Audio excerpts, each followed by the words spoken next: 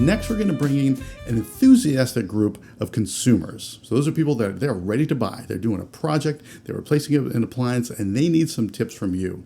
So here's one question for you is, what is a myth that you think consumers believe that simply isn't true about appliances? Yeah, I mean, sometimes you'll hear the one like, oh, luxury appliances aren't worth it and they break and, they're not worth the investment. I strongly disagree with that, of course, for many reasons. And I guess we'll touch on that. But basically, uh, probably one of the best examples I have of that recently is we just opened a brand new showroom in Fountain Valley, Costa Mesa, California. And we have a unique setup where I'm a partner in the business, and the CEO is a guy named Joel Warners. He's owned a plumbing company for 40 years. Well, the plumbing company is 40 years old, I should say. And we're all merging together now. We're kind of this conglomerate of bath and kitchen appliances, and we have 6 locations. But one of the guys that's worked with Joel for 20 plus years is a guy named Austin. He's brand new to appliances, but he's been doing high-end decorative plumbing for years. And we have a live kitchen in our new showroom. And Austin's like never been a huge cook. He's always been sort of timid to try and buy the $80 steak, the $100 steak and cooking at home.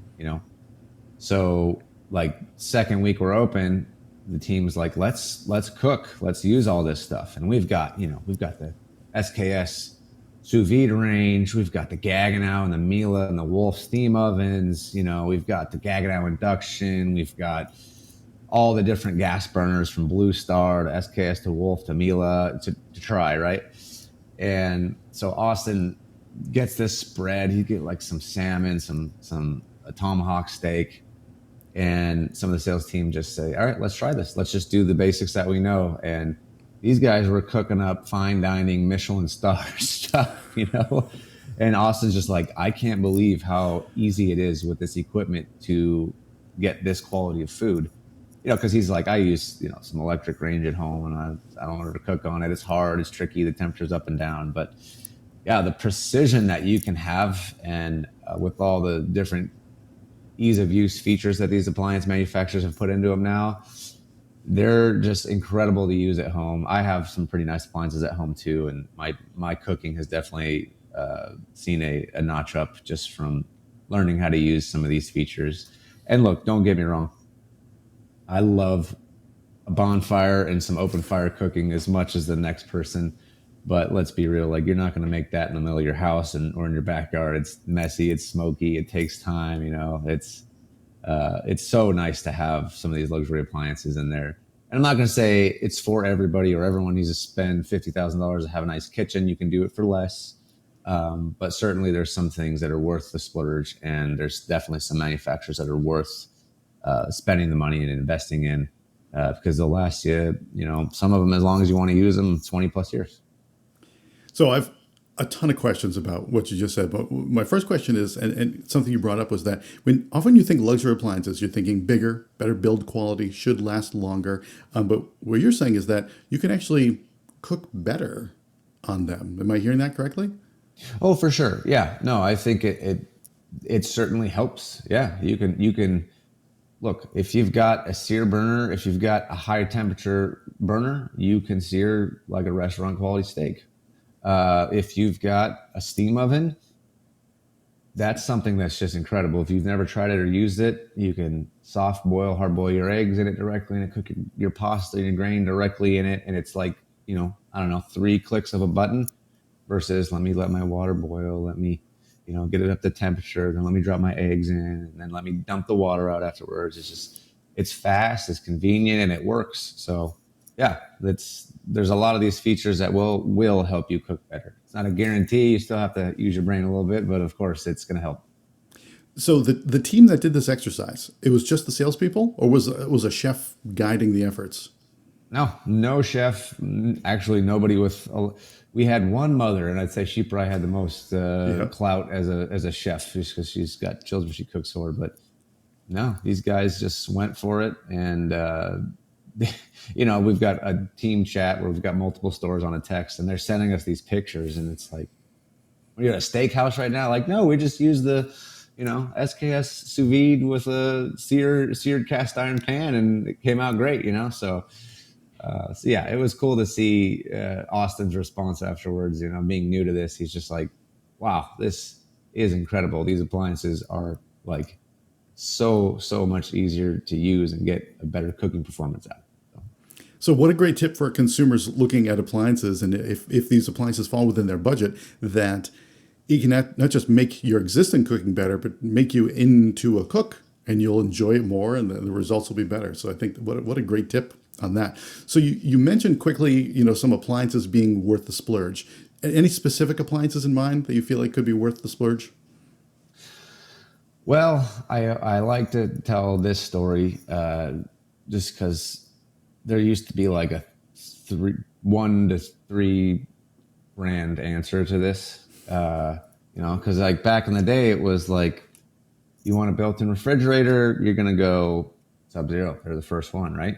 You want a nice dishwasher, it was Miele, right? Or even like KitchenAid Maytag back in the day. You want a nice hood, you got to go Venahood, right? Back in the 40s, they were the first ones in the States here. And you want a nice range, it's Viking. Viking's the first home commercial range, right? So you had this like mix of brands in your luxury kitchen if you're talking back in the 80s, 90s. And now today, fast forward, the way technology and manufacturing and competition has gone, I could give you 6, 7, 8 manufacturers that you can stay within and buy a whole suite from, and you're going to do just fine, and it's going to be a good experience. Now, of course, there's the big, top brands. There's Sub-Zero Wolf. They're incredible. There's Gaggenau, Thermador. There's Miele. Those are like the big luxury brands that everyone knows and has been around for a very long time, and they're excellent. They're still, the best. But there's some incredible competitors in the space now. What SKS is doing, what Decor is doing. Fisher Paykel is really up and coming in our area. I don't know about you guys where you live, but doing a good job with that brand.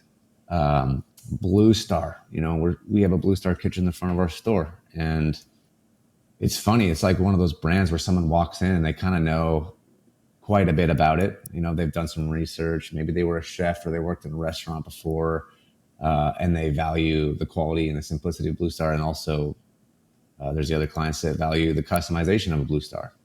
And then there's True, like True is as old as Sub-Zero. I think they were actually started the same year. True just kind of went the commercial route first, and now they're entered into this residential realm, and they're crushing it. Their designers are coming to us now asking for True. It used to be a push brand, 10 years ago. So yeah, there's a lot of brands, and there's a lot of, brands that are good at 1 or 2 or 3 things. And it's still not uncommon for us to sell a mixed kitchen. People want what they want, and there's different features that'll resonate with those clients, and they'll select it based on that. But, yeah, I think there's quite a few excellent brands out there now.